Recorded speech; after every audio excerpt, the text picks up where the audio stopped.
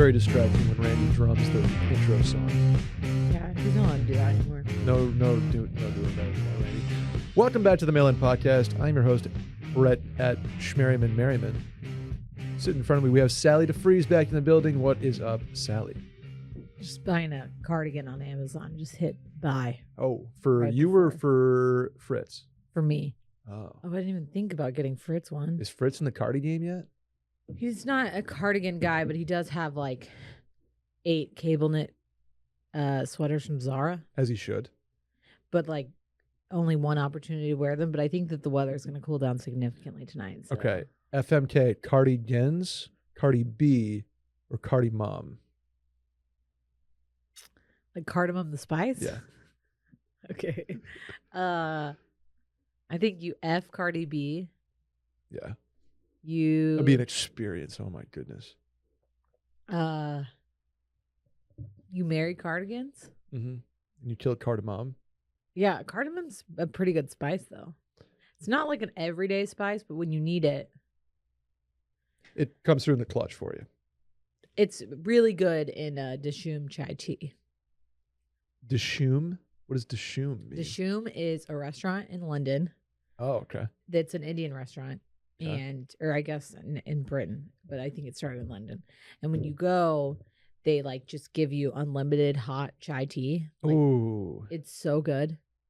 And Christmas in a cup? it's like it's got milk and stuff in it, so it's not like tea. It's like a latte situation. Okay. Or not really a latte. It's got milk in it and sugar. It's really good. Mhm. And they just bring it to you unlimited. And when we were there, both Will and I were like nursing colds, so we were like just pounding it. Mm-hmm.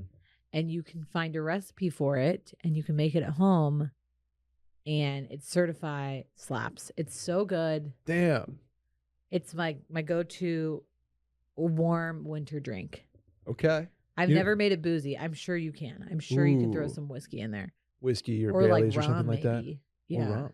How about that? I'm a dirty chai guy. So yeah, so what I do, look up the recipe for Dishoom chai. I think Mr. Porter has it on their website. And you make it, and then I put it in like a pitcher and put it in our fridge. Oh, And shit. then we were like using it essentially as like coffee creamer. So we were like making espresso Damn. on the Nespresso and then filling up the rest with chai.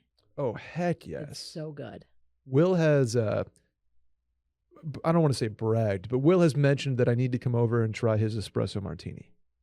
He does make a pretty good espresso martini. Okay. I trust I mean, he I makes a trust good- your. Martini in general. Okay. But because of the Nespresso, it like makes it a little bit easier. And then he has Mhm. some coffee liqueur and simple syrup and something else. Yeah. He doesn't put cream in his or like any sort of half and half. or No, anything like that. and I don't mind that. Yeah, I think if you shake it good enough, you get like a foam, You get the little, yeah. and you don't need like a cream in it. I agree. Sometimes they come out too creamy for me, and it's like I don't need a You dessert. don't need like a latte. Yeah. You're looking for a martini. Sometimes they're listed on the dessert cocktails at restaurants. Yeah. And I'm like, ooh, so that means it's like all chocolatey and like milkshakey. Give me like a thinner, if that makes sense, a thinner espresso martini. Right. Do you make a drink that's like your drink to make? Like, are you really No. good at something? I mean, I wish, but no. Okay. Will is the bartender in our household. I see. So you're just like, hey babe, whip me up He's better at making margaritas. He's better at making Mm. martinis. I wish I had a skill like that. I just don't. Like I can, but Yeah. he just like I can follow a recipe, but he's just better at like making drinks. He's more aggressive with the shaker. When It's a I big shake thing. up drinks, I'm just like It's kind of like dead fishing it. dead Like, yeah. fishing it. And Will's Will's like, got the you have to technique, the figure 8 vibrate your motion. body. I'm like, I don't know. Vibrate your body. Yeah, I don't. Randy wanna knows do that song. What's your drink? I do a pretty good old fashioned Yeah. with Woodford, my favorite bourbon, non-spawn. Unless if Woodford sponsored this podcast, I think my life would be complete. Woodford, simple, bitters, orange bitters, and secret ingredient, little maraschino cherry juice. Mm-hmm. You can throw the cherry in there too, Yeah. but I do like a little half simple, half maraschino cherry juice from the The jar, jar. Yeah. and then some lemon or orange peel, and I light it on fire, throw it in there, maybe a cinnamon stick if I'm feeling flirty. Okay. Boom. It's very sweet. Randy, what's your like Randy's going to say Miller Lite. Oh, yeah, whiskey neat. Wow. That takes so much skill. Did you know Randy likes, when he goes to a new place or a restaurant, he loves to order like the most ridiculous cocktail from their specialty stuff? Yeah, I was sitting next to him at the company dinner 2 years ago when he ordered a straight up tropical drink at a steakhouse. Yes. And he's like, does it come in the tiki glass? Yeah. He loves his flirty tropical cocktails. Oh, you know what? I'm actually pretty good at making a painkiller. Oh, okay. Yeah. I haven't had one of those in a minute. Oh, I like man. those. It gets dangerous because, like, honestly, at a certain point, you're drinking way too much orange juice. Yeah. Is that like, for some reason I tie painkillers and Sally DeFries to planes? Is that like an airplane drink of choice for you for some reason? No, I don't think you can get I don't think you can get a painkiller on a plane. But can you get the ingredients for it? No, because you have to have cream of coconut. Oh. Or like coconut cream or Coco Loco or whatever. Gotcha. So like a lot of times, even if you want to get one at a restaurant, a lot of times they don't have. Mm-hmm. They'll have orange juice and pineapple juice, but they don't have the cream. So you make a knockoff painkiller. You can make like a street painkiller. Yeah, I guess. Do you do like Bloody Marys on flights? Is that your deal? I don't really drink on flights anymore. And if I do, I have like a beer. Damn. Well, we fly Southwest a lot, and Southwest isn't serving alcohol currently. Just like That's American. tough. That's tough. Our friends over at Delta. Delta is. Yeah, we're and the back. last time I flew Delta, I had like 8 Heinekens for some reason. I don't know why. What'd you have when you flew over to England? I had, I think a glass of champagne and then a couple glasses of red wine. Okay. Plain wine hits kind of different. Well, because it makes you go to sleep. It does. It does. For sure. I want to hear your plain drinks of choice. And to do that, you can write in at the Mail-In Podcast on our Twitter bio at Mail-In Podcast. Hit the hotline number 888-362-MAIL. That's 888-362-6245. Please subscribe on iTunes as well. Follow on Spotify. You okay? I almost just choked on my own words there. And that's us. We're the Mail-In Podcast. We answer your questions. So, Sally, let's jump right into it. Let's do it. Howdy, Brett and Sally. Been a listener since the mailbag days. Shouts to you for being a long-time listener.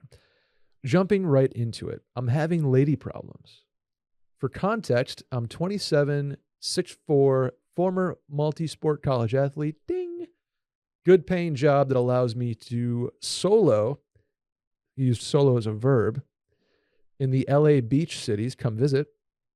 Great group of friends, and in the most humble way possible, I'd say I'm a good-looking guy. Did he include an Instagram handle? No at included. Okay, I got. Next time, include your ex. Like, what we need to see. I've had fun being single by choice, but I feel like I'm ready for something serious. Shouts. About 2 months ago, I hit it off with a girl, 26, at a bar, and things have been moving quickly. She's fun, she's down to earth, she's caring, and checks a lot of boxes. Here's the issue, Sally. She's not that hot. Looks aren't everything, obviously, but attraction is important, right? I know it sounds douchey, but I've done better, and I don't want to feel like I'm settling.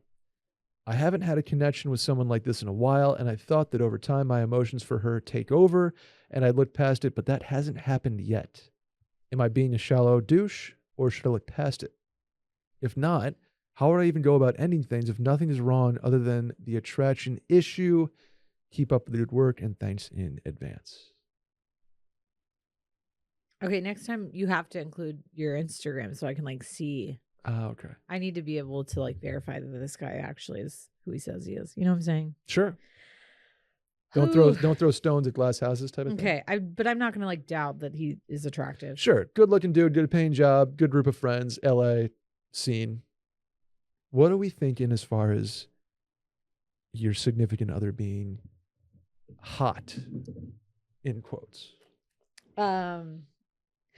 I think that he needs to break up with her because I don't think personally he's ever going to get past it. Mm-hmm. Like, unfortunately for him and for people he dates, like, I don't think it's that he has a high opinion of himself. Like, he's confident. That's good. Yeah, I think he's a little self-aware at least. He's like, Right. yeah, I get this sounds like it does, but For me, it's like, okay, this could be viewed as like he doesn't think she's on his level. But I think it's really like the sexual attraction isn't there. Yeah. And that's really hard to overcome. It doesn't matter if you like somebody and everything about them is great. If it hasn't clicked already, I mean, how long has he said that they've been going out? 2 months ago. Okay. If that hasn't clicked at this point, I don't think it's going to. Yeah. And that's really difficult because that sucks. I think that there is always, I have said this before, at the beginning of a relationship, there's always a part where you're like, there is something that I'm not super thrilled about this person. Maybe like, they have this weird habit they do, or they're not who I pictured myself with. Like, I'm always into blondes and they're brunette or whatever. And a lot of times when you like the person enough, you just get over it. And then you find them attractive for who they are. If that hasn't happened for you at 2 months in, I don't think it's going to. You're totally right. Yeah, absolutely. 2 months is a lot of time to, especially if you're like going on consistent dates here, to really to know whether or not that attraction issue has either faded or has gotten stronger. And it feels like this guy just like kind of wants to be friends with her. Yeah. And I don't think there's anything wrong with saying physical attraction is a big box to check. Absolutely. In some people might totally say otherwise, but for example, like that's a box that I'd like to be checked. If it's important to you and it's making you question the relationship, then it's important enough that you don't need to overlook it. Right. I've always shot out of my league, Sally. I'm throwing up 3-pointers. Way to go. I nailed one. Splash. Caroline shouts. Way out of my league. Way out of my league. But like really playing above the rim. Yeah. Tell me the Houston basketball team of 85? I don't know anything about Pi Kappa Slamma. Phi Slamma Jamma. I do think like that, Randy. This is actually a great time to bring up what I was talking about earlier. 2 months is a great amount of time. And I think the bare minimum amount of time that you need to give somebody that you've started dating, like time to work out the kinks. Because there you have the initial attraction, you have like the flirty stage where you're like texting and talking and you're totally blind to like any of their faults. Sure. And then you move through that probably around like 2 to 4 weeks of like, then when you start actually hanging out with them all the time and perhaps like seeing yourself go long term is when you start questioning like, okay, they do this, or their friend is an idiot, or like they're always working or whatever, or they smoke too much pot, or whatever it is that like annoys you about them. And then you have to decide, do I care about that enough to like make or break this? Or am I going to overlook that thing and because I like them enough and we're going to just move past it? And then I'm going to either like try to change that thing about them, which I don't suggest doing unless it's something really negative, or I'm going to just overlook it and move on with my life. Sure. And then that's like the 1 month mark, right? And then there's like maybe the 1 year mark where if it's serious enough, it's like then the children thing become a right, or like political stuff like that. Maybe that's the 1 year point where it's not on the surface. 6 months to 1 year. I sure. think. Yeah. Well, in that I don't window. know. I guess it just depends on how old you are. If you're a boy or girl, I think some people know earlier, but I agree that's when you evaluate, like, will I marry this person? Do we have the same morals? Do I like her family? Like, yes. Is she super intense politically? Like, are all those are things that you have to decide if you can match up with them on that level. But obviously that's not, unless like right away, like month one, they're like just really aggressive about their political views, and you just totally can't Yeah. match up with them. Let me ask you this. Say you're Sally DeFries happily in a relationship, but one of your friends is very single. Okay. You show her to a guy who's also single, and like, hey, look at my friend. She's super single. I think you'd love her. She's great. She's this. And the guy goes, ooh, don't think she's that attractive. What do you say? Are you like, fuck you? Or are you like, give her a chance? Or how do you respond to somebody saying that? Oh, that's hard because my inclination is to say fuck you because like I think all my friends are beautiful, but at the same time, like some people are just not other people's cup of tea. Like I actually tried to set up one of my friends with somebody that is close to the podcast. Oh. And is he in this room right now? No. And Sorry, Randy. And they're both great people individually. And in my mind, actually have a lot in common, but it's just like neither physically is the other person's type. Interesting. And so what was funny is when I showed each of them a picture, they're both like, oh, okay. Never like, she's not cute or he's not really my type, but it was just like, and then like, and I was like, well, I'm not going to push it. Sure. I asked that because I've been like back in my single days, I've had that like proposition before where a friend of a girl is like, oh, you'd be so good together. And she's like, I don't find her attractive. I think it's totally acceptable to tell somebody like, thanks so much. She's just not really my type. Yeah. And I've been chastised for it before in college. A very specific example where we like hung out, similar situation. We hit it off as like she was just a friend of a friend who came over, and we like talked and chatted. And afterwards, my initial friend was like, hey, this girl is kind of into you. Like I saw you guys like kind of hit it off. I was like, yeah, but she's not attractive. So I don't want to go down that road. Yeah. And then I got chastised. Well, like, you were leading her on. I was like, no. We talked in a dorm. We weren't even drinking. Like it was just, so I kind of sympathize with this in a way. Yeah. Because I'm sure it definitely goes the other way too. Like, well, and I don't think getting to know somebody isn't really leading them on if you have, set expectations that, I mean, I don't know. It's one thing if like they've been like dating around for 2 months and he breaks up with her. Yeah, and, right. But like, it's another thing if he's like invited her to Hawaii with his family next Christmas and then he's like, I'm not attracted to her. Yeah. I'm going to break up with her. That's tough. But like, here's the deal. Anybody who is in a relationship, who's getting into a relationship, who's single, needs to know that when it's right, it will work. And then when it's not right, it's not meant to be. And there's no point in beating yourself up about it. A lot of the times when like guys or girls act erratically and you're the receiving end of that, it's for their own personal shit. So this girl probably is going to get broken up with, wonder what she did wrong. And in the long run, I mean, he could tell her like, I don't find you attractive. That would probably be mean and hurt her feelings. I was just say, how do you do it? Right. But at the same time, it's like when you're not right for each other, you're not right for each other. And we spend so much time. That's why we do this podcast of people being like, what the fuck went wrong? Mm-hmm. And you know what?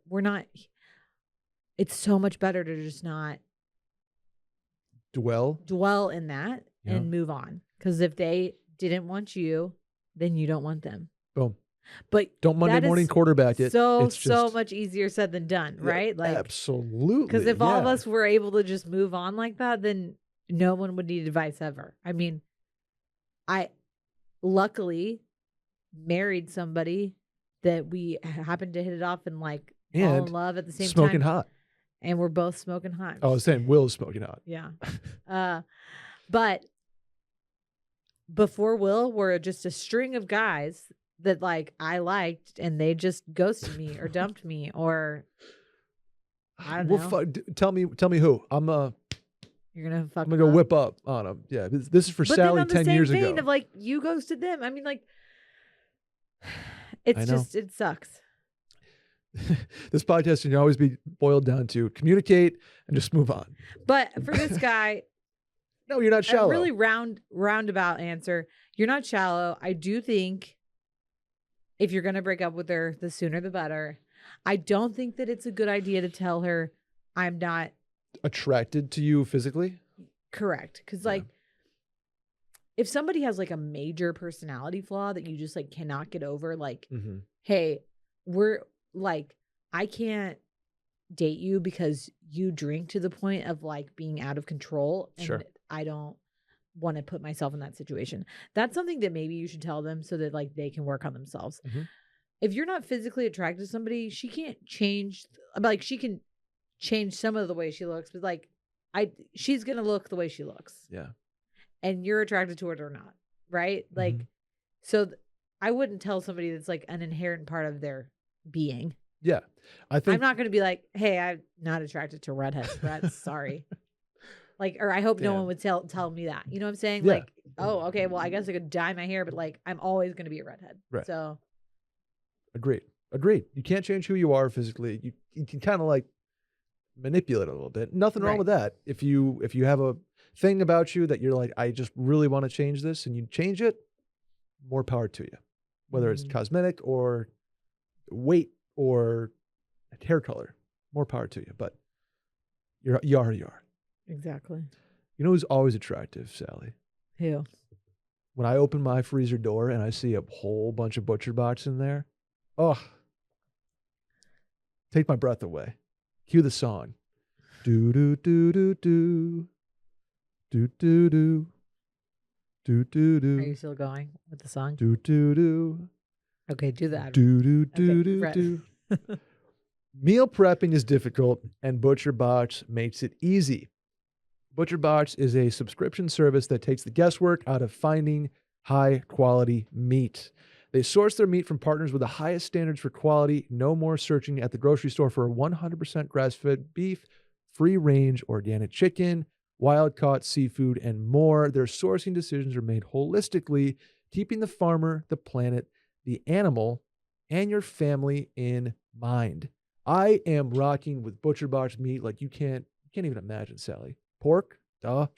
Beef, yup. Steak tips, already made, so I don't have any more, unfortunately.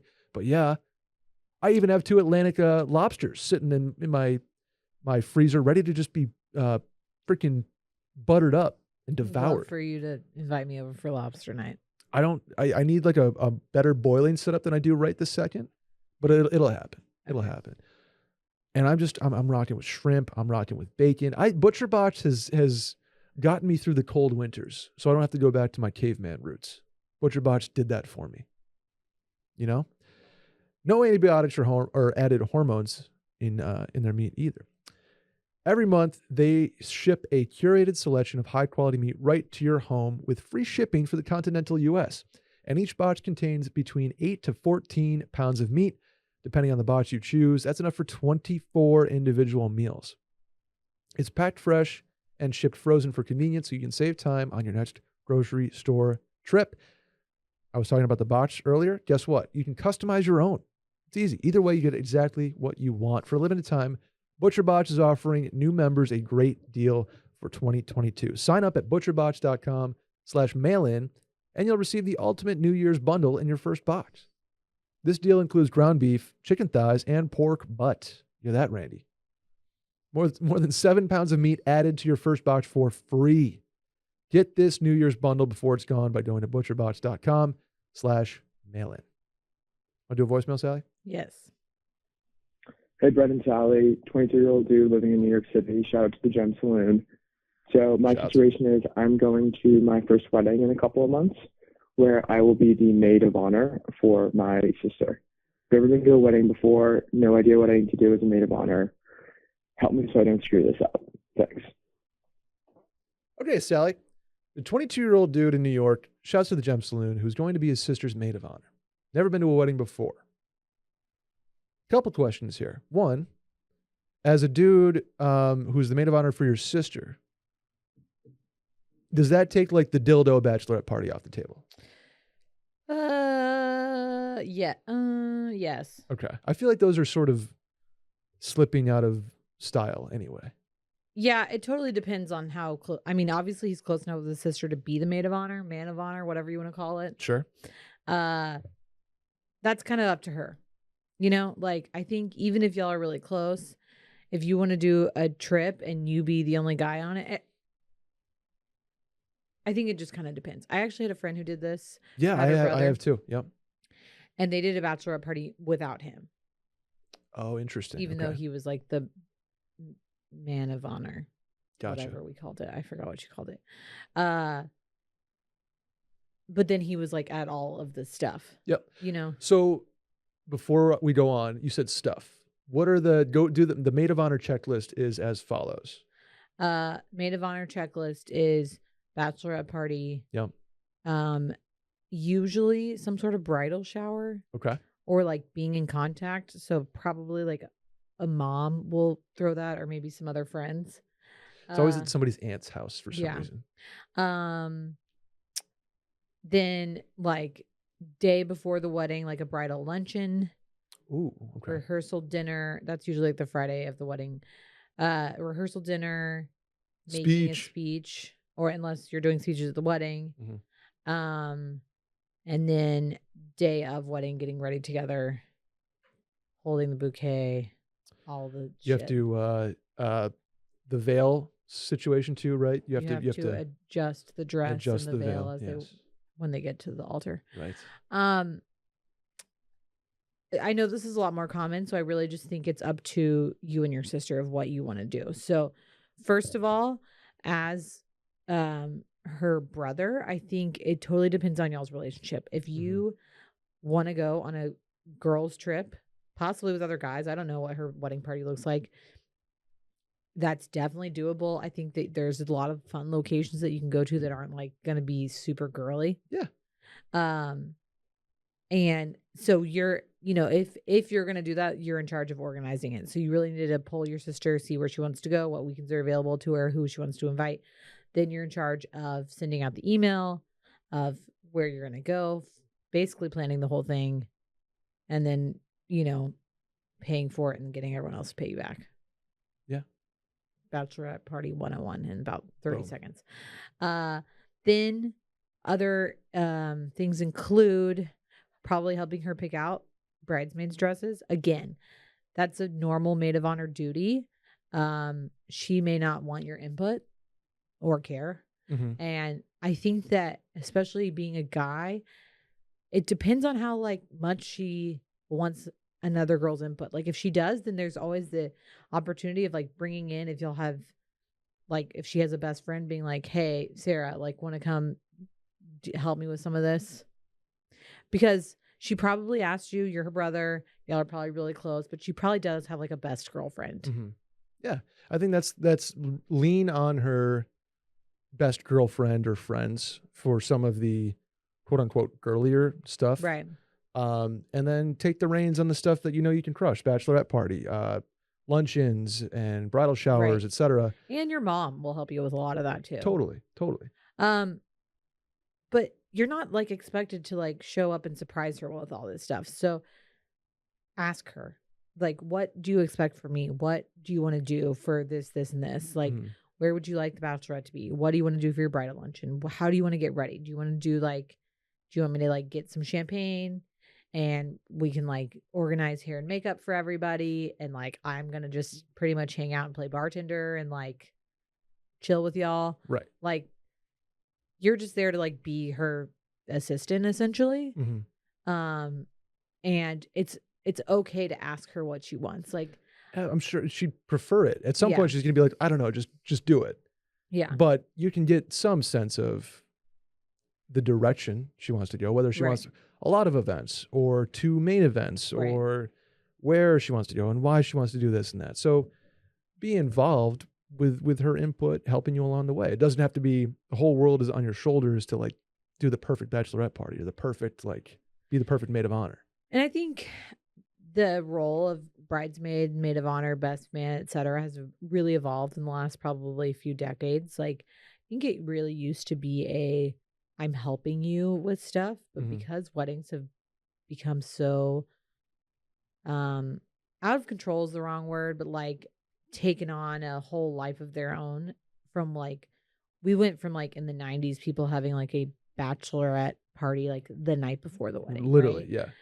And now it's like a whole like year thing.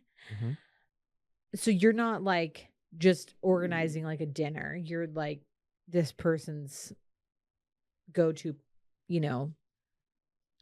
planner. But at the same time, a lot of brides are really involved in what they're doing. So like they have visions of like what they want to do, where they want to have the bachelorette, where they want to get married, what's going on, what dresses they want to wear, all of that. So really your job now as a maid of honor, best man, anybody in the wedding party is just being the bride or groom's hype person, essentially. Because weddings at this point, the bride and usually the wedding planner have so much done that hopefully your job is to like show up when asked and act excited about it. And that can be really difficult sometimes when you're like on wedding 30 and you're like all of your cash and disposable income is being spent on going to other people's wedding events. But for number one, you're gonna be super psyched. But first wedding ever. All you have to do is like be excited to be there and not bitch and complain. Boom. That's pretty much all we're asking. Take the brides bitching and complaining and be like a sponge. Just be Right, like, yep, exactly. you're so right. Yes. Like that flower is so fucking out of place. I'm gonna fix it. So like bachelorette party, be the fun one. Don't be a Nazi. Don't be like a fun Nazi and like be bossing everyone around because no one likes that person. Just be excited for her and be ready to party. And then during the wedding, like your whole job is to like, especially as the maid of honor and part of the family, is to calm her down. But then so much of like the rehearsal dinner, the bridal luncheon, the wedding is you talking to like randoms. Sorry. Yeah. That's your whole job. Is like you're in the wedding party and you're part of the family. Like you have to basically talk to everybody. Totally. All the aunts and uncles, like the random parents, friends. You don't necessarily have to get up at the dinner and go walk around like the bride. No, and groom but like do, you need to be like a face for the wedding. First party. line of defense. Yeah. That's Bachelorette / Maid of Honor 101 with Sally deFries, everybody. Yeah. Well done. Thanks. Let's do the next one. Okay. Dear Sally and Brett, thanks for all the great work y'all do. For context, I am an active 23-year-old guy who works full-time and consider myself to be in a great headspace. But one area for improvement that I have is sleep.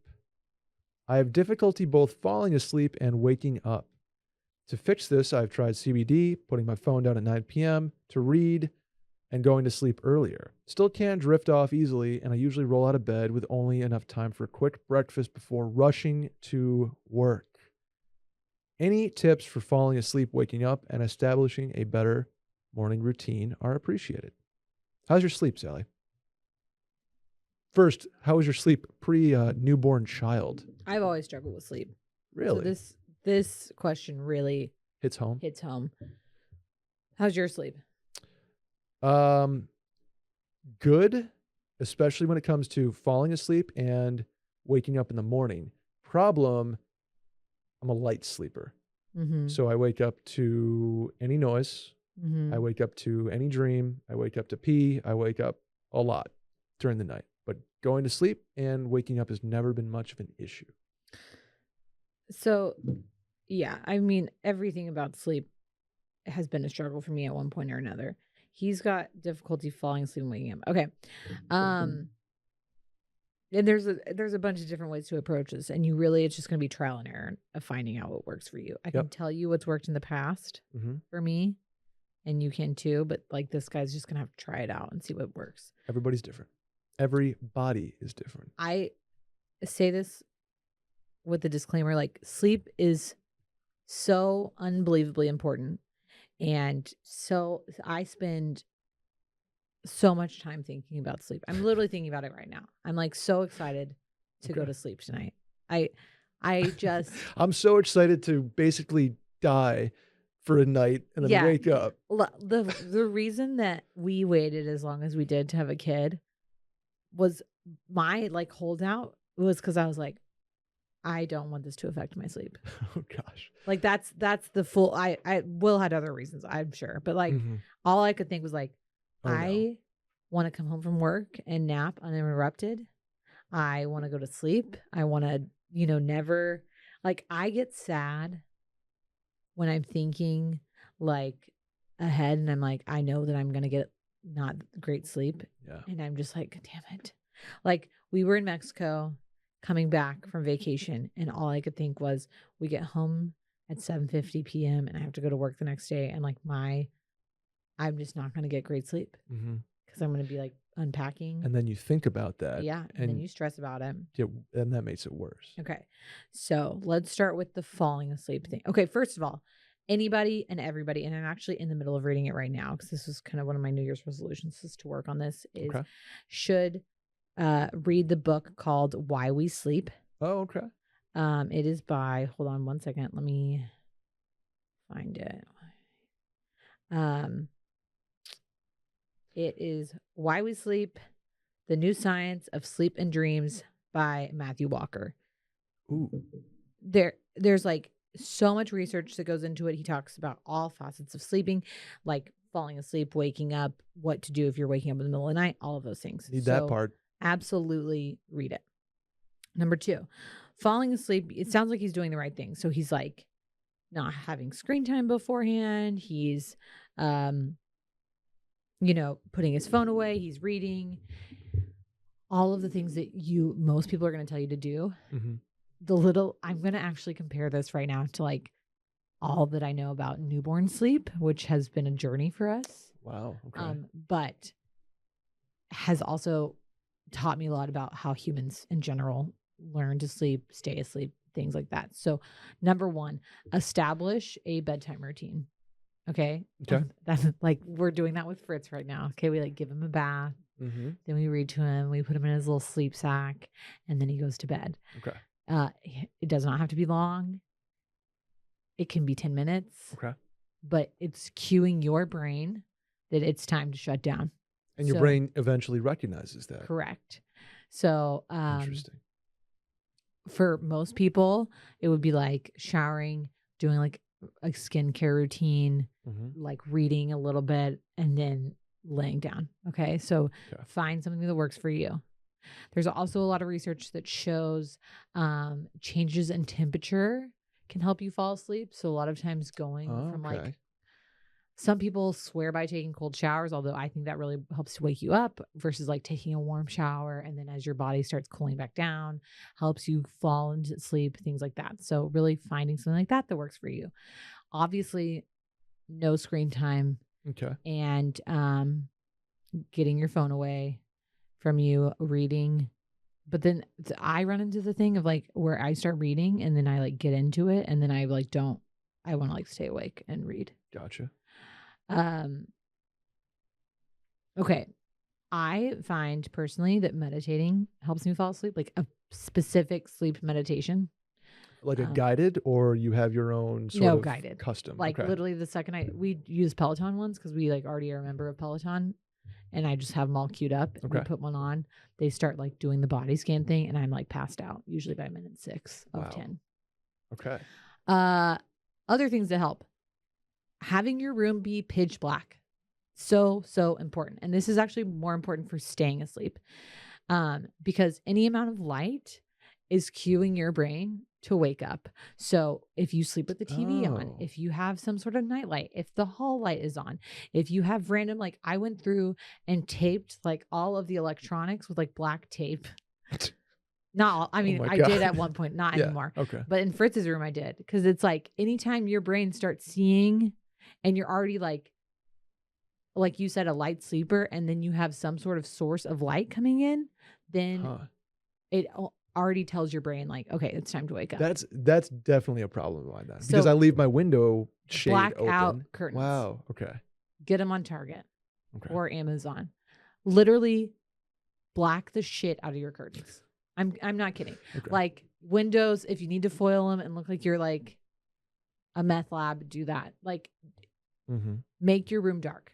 Gives your And neighbors a talking cool. point too. It needs to be cold. Like Okay. most people want to sleep when they're on the cooler side and like have blankets, but you don't want to be, very few people can sleep when it's like very hot. Totally. So it needs to be a cool, dark place. Sound machines help a lot, especially if you're people who are light sleepers, like talking white noise. Mm-hmm. I personally never slept with one until Fritz. And now he uses one. And when we use one, I'm like, it's the best sleep I ever Really? have. Yes. Okay. So, Interesting. Sally, I'm learning a lot here. I'm gonna like go back and listen to this and be taking notes. Okay. So all of those are to like fall asleep, stay asleep. Okay. All of that being said, if some of these things aren't working for you and you seriously cannot fall asleep or stay asleep, sometimes it's related to anxiety.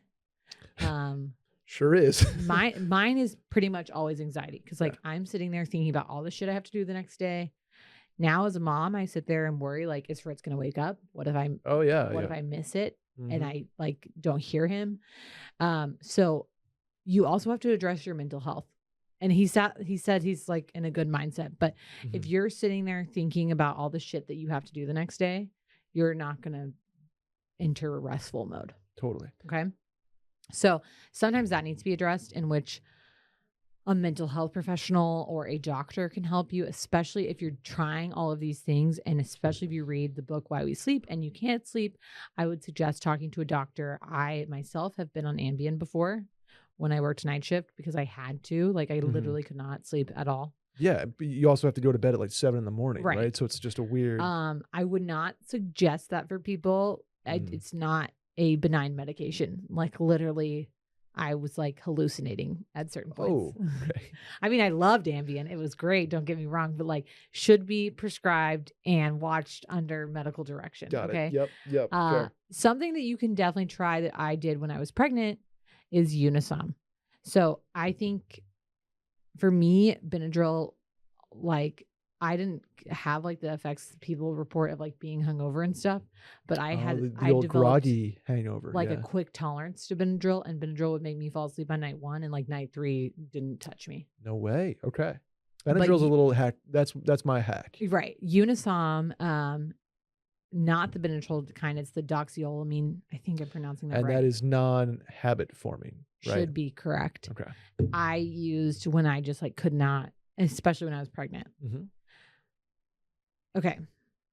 Then there's like, what happens if you wake up in the middle of the night? Your boy. First of all, get your And- prostate checked. Yeah. So again, huge Randy. issue when I was pregnant. It was like I was getting up to pee all the time. Yeah. You need to treat it like you would your bedtime routine. So you wake up, you go pee, or you wake up and you just think of something. How many times do you reach for your phone and get on your phone and look at Twitter?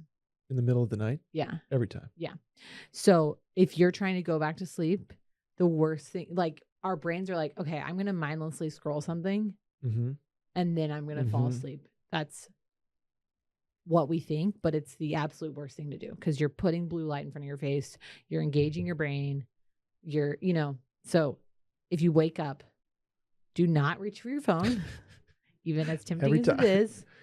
And like, honestly, even especially if you're tempted to, leave your phone in a different room, like get an alarm clock or something. Oh, God. That would give me anxiety though. Yeah. Like, is my dad calling me? Is like somebody texting me? That would give me more. And so it would it's a snowball effect. Yeah. So don't check your phone. If you wake up in the middle of the night, you pee, go back to bed. If you need to do a meditation or something like that, usually it's pretty quick for me. Yeah. It's like, okay, got up, pee, go back. It's 4:13 and I'm pretty out quickly. So that's never been If bad. I wake up at like 4:13, all I think about is like, okay, I have to be up in an hour. Ugh.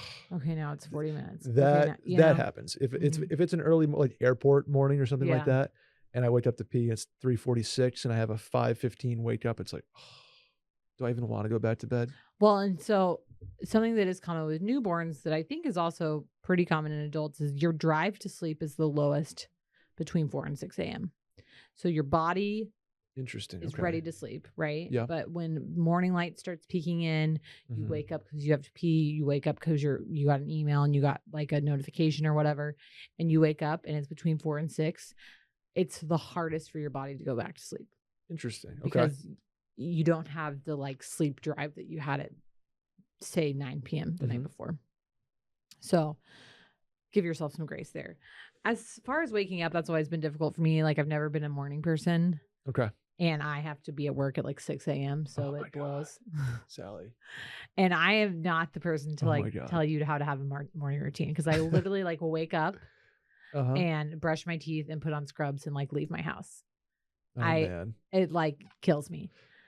That is, I am very lucky because I have not since I worked when I worked for the Broncos in Denver. Uh-huh. Klein and I were in the office like he was at like 6:30 because he's a fucking workaholic, Yeah. and I'd be like 7:15, 7:30, Yeah. and we'd work out at 7:30, the whole front office. Okay. And so that was the most I've ever been like able to wake up, morning routine, workout, breakfast, like shower, better myself. And now I'm just back to wake up at 7:45, shower, out my door by like 8:45. Yeah. One thing that I do think helps is setting your alarm and like if you're going to do the thing where you have like a million like alarms going off, I hate that. don't set I'm it not that for that early. Oh, the people that scroll through their 42 alarms. Yeah, like you have one issue. alarm and snooze it. Right. Like if if you you're need setting to. it off at 5:40 to get up at 6:40, you need to learn how to get up at your alarm at 6:40. Yes. Uh, Brandy. Ugh. Cold showers are great in the morning. And for good for your waking up. hair too, I learned. Great for lots of health benefits, actually. Great for your metabolism, great for your hair and skin, great for your mental health. So maybe try a Really? cold shower. Interesting. Okay. Set yourself up for success the night before. So like have coffee, like all your shit to make coffee ready. Like have your cup out. Okay. Have your like little like Oh. everything prepared. Things like it's like Have yeah. have your clothes laid out. I love doing You that. know, If I have an early airport morning, everything is like wake up, I have to shower. If it's 3:30 in the morning, I have to shower. Yeah. So does Will. Yeah, and then hop in the clothes that I like laid out the night before. That helps. Yeah. But in terms of like waking up, my sister has an alarm clock that you stop with your feet. Oh, you have like to stand one of on the it. pads that you Yeah. stand on, and like it's at my dad's house, and so it works. I mean, like as soon as I stand up, I'm like, okay, I guess I will go to the gym now. You know, Yeah. I try to go to the gym at like 6:30 in the morning, and I can never get into that routine, but it helped. But then you just kind of find yourself stepping on it and then getting back in bed too. Okay, so here is something that I just learned from somebody else Okay. that applies to the gym, but I kind of like this for like a waking up. It's like if you're trying to start a morning routine and you like say he wants to be up at 7, but like he just can't make him do it and he like himself do it and he sleeps till 7:45 every morning. Okay. Give yourself 5 minutes. So wake up, walk around for 5 minutes. And after 5 minutes, if you're still wanting to go back to bed, go to sleep. Go back to bed. Same thing with going to the gym. Go to the gym for 5 minutes. And if you're still after 5 minutes, like, fuck this, I don't want to be here, then leave because you did it. But like usually after 5 minutes, you're like, okay, I'm awake. I'm going to do my shit now. As soon as I get out of bed and get my gym clothes on, I'm fine. I'm good. I mean, if it's just getting to that point is like, oh, I'm just going to scroll Twitter. Oh, I'm going to refresh. And then I'm going to go to Instagram. Now I'm going to go back to Twitter. Right. I have a difficult time with. And the 5 minutes does not count being on your phone. You have to like, be awake. You have to be like not showering, making coffee, one of those things. And then if you want to go back to bed after that, you can. I like to. But all those being said, those are things that work for Brett and I. Please read the book, report back. It will change your life. My one thing I wanted to mention that falling asleep for me, I used to be a TV on guy. I'm no longer a TV on guy. What I do now, and I've done every night I've gone to bed for the last probably 4 years, is podcasts. And so pseudo sleep machine, right? I throw on a podcast with no intent of finishing it, listening to it. I put it next to my bed, and makes me fall asleep. I think audio stimulation is a lot less intrusive than like visual stimulation. But I think you have like I leave my bedroom blinds pretty much open. Yeah. All the way Block that open. light out. And so I'm going to try. And like, I always find myself sleeping so well in like hotels. Mm-hmm. And I always blamed the bed because, oh my God, this bed's so comfortable. But I think it's the curtains. We were sleeping so well in Mexico, and it was because it was so pitch black in our room. Pitch black.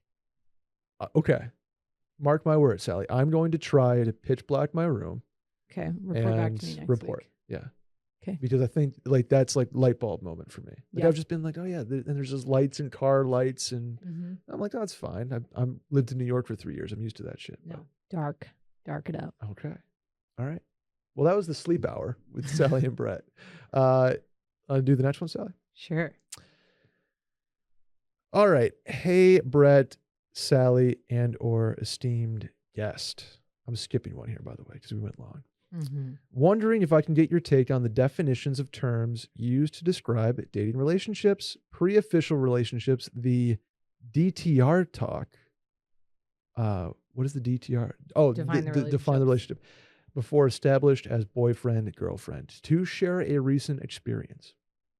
This is a long one. A few months back, I met a guy through Hinge, and we really hit it off. Things started off with the first date, aka drinks, followed by a second date, aka drinks, which was followed by dates that felt like they were progressively getting more serious. After 2 to 3 months of this, I invited him to be my +1 for my company holiday party, and it felt super easy asking, which he accepted.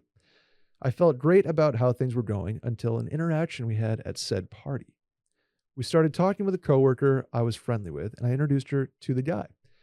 She hadn't met or even heard about him until this point, so she asked us, "Are you guys dating?" I replied without any hesitation, "Yep." While at the same time, the guy said, "We haven't talked about that," in a pretty dismissive tone. When he realized my answer was drastically different than this, he looked at me in total horror and flinched, as though I were a crazy person. The coworker picked up on the awkwardness and quickly changed the subject, but it made me look and feel pretty stupid, so embarrassing. The party setting made it tough to address in the moment, and I was honestly turned off by this to the point where I lost interest in the guy, aka got the ick, and things quickly fizzled. While this particular guy is over and done with, it does make me wonder about how much words and terms matter in dating. We had been on several dates, and based on how things had been going until that point, it seemed like there would be more dates in the foreseeable future. He seemed to enjoy everything we were doing and was continuing to make plans and show interest, but he took issue with calling that dating.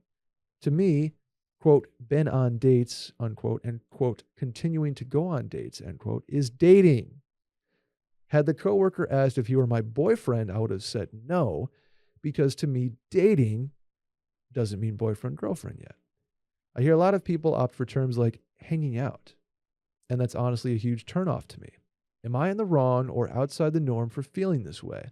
Do I sound like a stage 5 clinger / out of touch if I were to call a guy I'd been on 3+ dates with the guy I'm dating?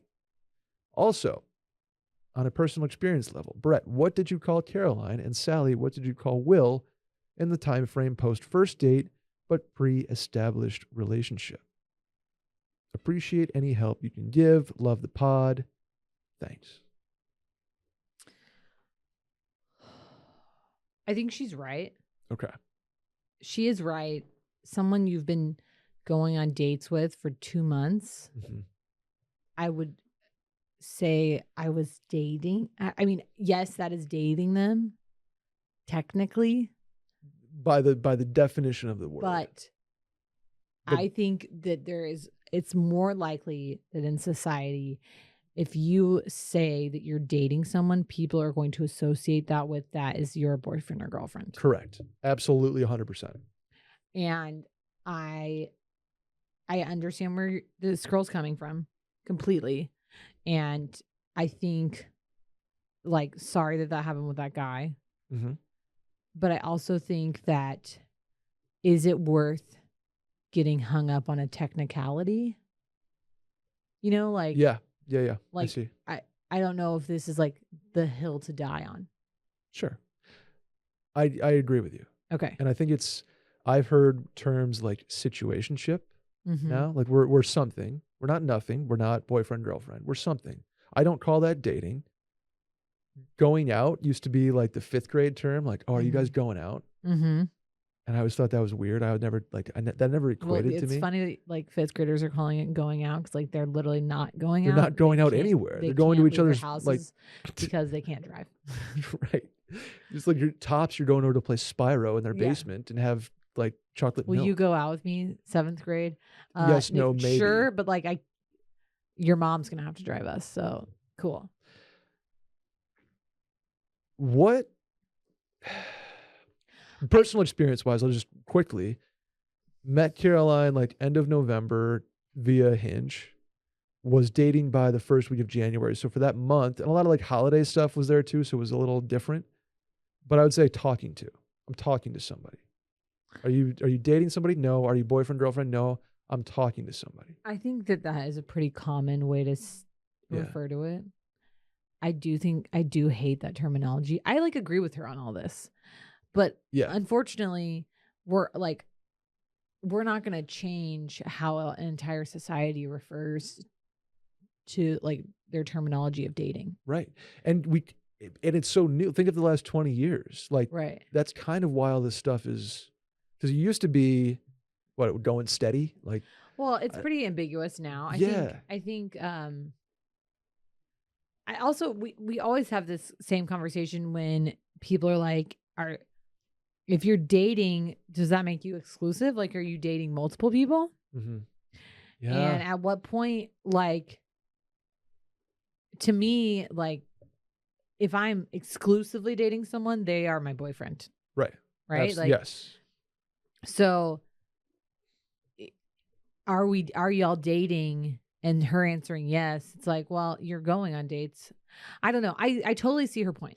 Yeah, absolutely. But I don't know what the correct terminology is. And I personally think a great way, obviously, to address this is just to communicate with people. Ring the bell. Ding.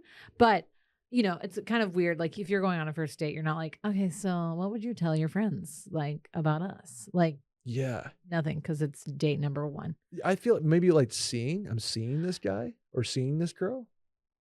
Yeah, seeing, Talking dating to. are kind of, I mean. We need a term, Sally. I think the term, unfortunately, is like talking to. Yeah, I think it is. I'm talking to this What person. did she say? Hold on, let me read back. She said He said, we haven't talked about that. been on dates. Yeah. Hanging out. Opt for the terms like hanging out. Yeah. Hanging out, talking. I don't know what Will and I even called ourselves. But yeah. Will and I had a really interesting like beginning of a relationship. Okay. So I don't know that we're like the most helpful. How long did you go from like DM to official? Exclusive, I should say. Not that you weren't exclusive during that period, but like DTR happened. We talked. There it is. But we really did only talk because we weren't seeing each other in person for like the first 6 weeks. It's fair. And then I think it was another month before I referred to him as my boyfriend. Gotcha. And was it just kind of naturally fell into that, or was it like? Yeah, I don't even know that we ever had a DTR. He went with me to a wedding, and I went with him to a wedding like very early on. I remember he taught. This is like the first thing I ever knew about you. And I don't know that anybody asked me. I think I was just like, "This is Will." Yeah, this is Will. Like, hey, honestly, kind of this is on the coworker, okay? Because like if you you brought Caroline to the work Christmas party / dinner. I did. I really did. Yeah. And it was like, okay, Caroline's your date, but I'm not gonna be like, so y'all dating? Yeah. Is this your girlfriend? Like, you know what I'm saying? Mm-hmm. I think if someone brings a date, that's their date. You like, and if they don't introduce them as like, this is my boyfriend Brett, then like, okay. Yeah, this is my friend. The date. Jim, Sarah, Amanda, Kelly. Like, it really sucks that there's like a lot of ambiguity surrounding Totally. until you get to a DTR. And like, do I know the correct time for a DTR? Nope. Again, no. I think it's so different for everybody. Does Randy have an opinion on this? I feel like He's Okay. just stretching it Okay. out. I mean, again, 2 to 3 months for me. I'm like, if you're only going on dates with that person, it's probably that's the time to time. have a DTR. That's the time, because you don't want to waste people's time, right? right. You don't want to. You don't want to know that it's not going anywhere or not going to go anywhere, and Right. And I don't know But you know I when don't the right know. time to have a DTR is? when it feels like the right time. Correct. When you have crossed the threshold to, I only want to talk to this person anymore. I don't want to get on Hinge anymore. I don't want to go on dates with other people. That's when it's the right time. And guess what? If it's the right time for you, it's going to be the right time for them because it's the right time for you. And they take your breath away. Wow, full circle. Mm-hmm. You know what I'm saying? Like, I think people also worry, like, am I going to DTR too early? Well, if you DTR too early and they're not into it, then like maybe they didn't want to date Yeah, you. boom. There you go. Make it easy. I don't know, man. Randy, what do you call talking to? Are you Randy's a talking to guy for everybody out there. I think talking is like DMing. Well, I don't think it was like we're DMing. I mean, like if I was explaining what Will and I were the first 6 weeks, be like, oh, we're FaceTiming 6 hours a day. Jeez. No, like just one time a week. But like I had a point I wanted to make. There's a thing. Okay. For those of you who watch Love Island, Oh boy. like I do, there's always a point in Love Island when like, okay, clearly these people have literally lived together the past 4 weeks, sleeping in the same bed, and they're like, I'm gonna ask Millie to be my girlfriend. You're like, what? We get all so well. It's You're like, okay, you're gonna ask her to be your girlfriend. You've been sleeping in the same fucking bed for a month. Yeah, and they treat it like a marriage proposal. And they treat it like a marriage proposal. And I always wonder, I'm like, am I so out of touch now? Do people treat asking someone to be their girlfriend like this big of a deal? Maybe. I don't know. I don't know. What does the I think TikTokers Will do and now? I said we loved each other before we even like, I don't know that we ever had a conversation about like, are you my boyfriend or girlfriend? Sometimes it happens like that. Yeah. And sometimes you have to be like, hey. Yeah. Like, you want to keep doing this? Like, for real? Yeah. Like, I think that's how mine went. It's like, you want to keep doing this? Yeah. It's like, yeah. And then it's like, okay, that's pretty good. Like, we're dating. I did that. Wow. Okay. I did it subconsciously. So dating to me means boyfriend, girlfriend. Yes. Okay. Question answered. I do think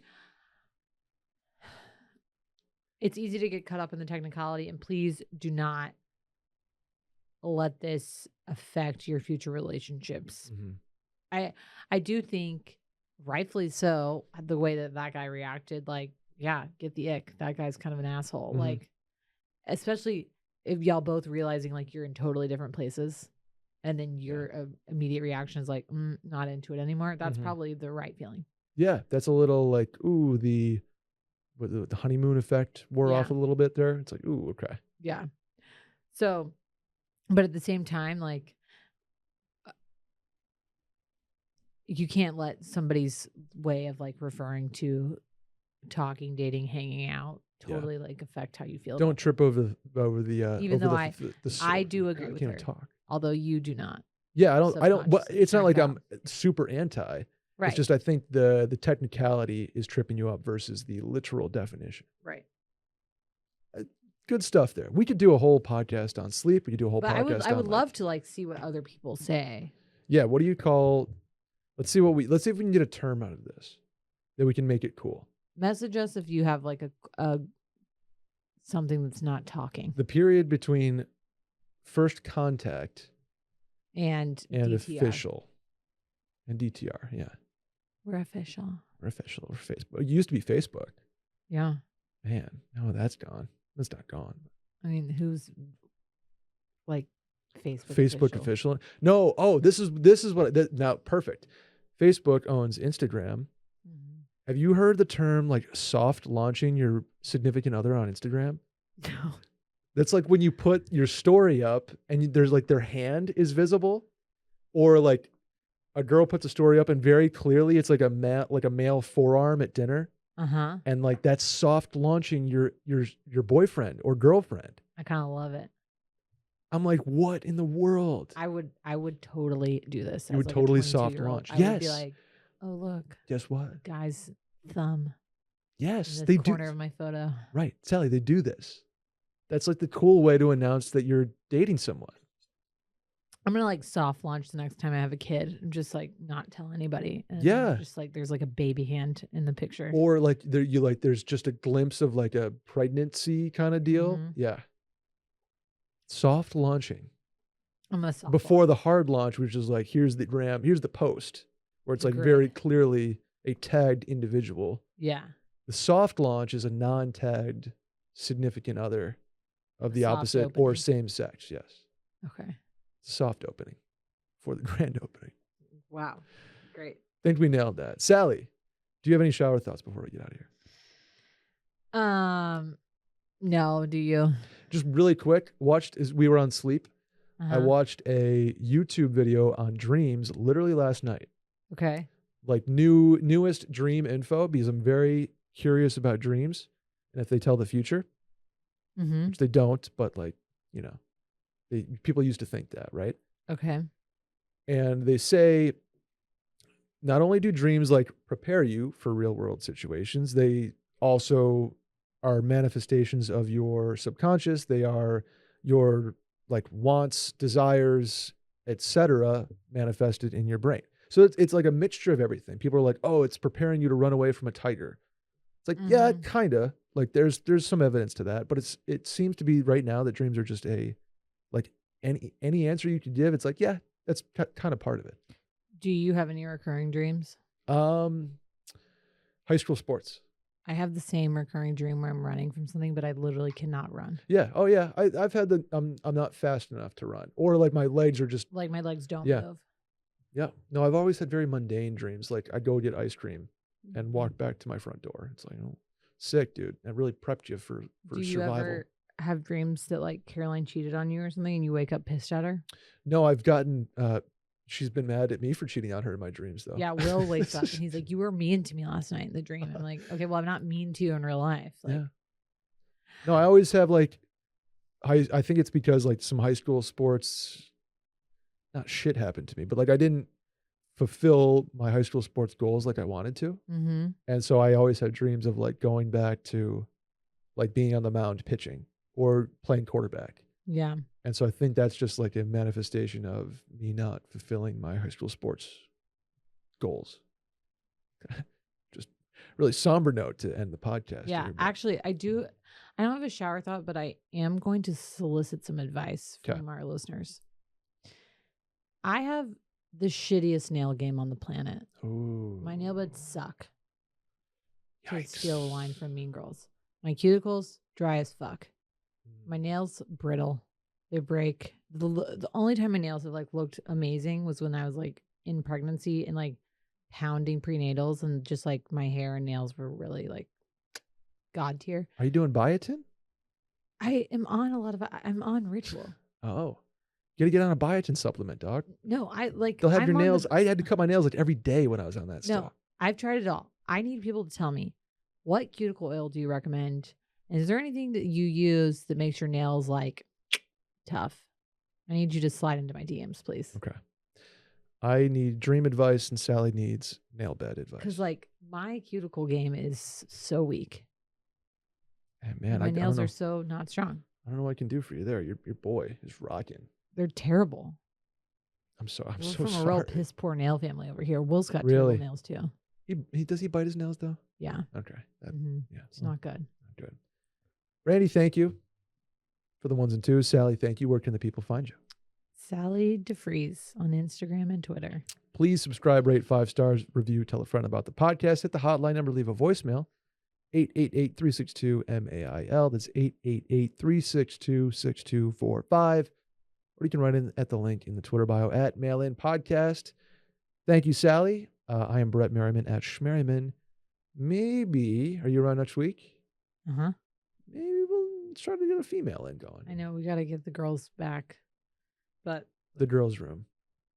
we'll see if we can get them. We'll see if we can get the girls back on, and we'll see you guys next week. Bye.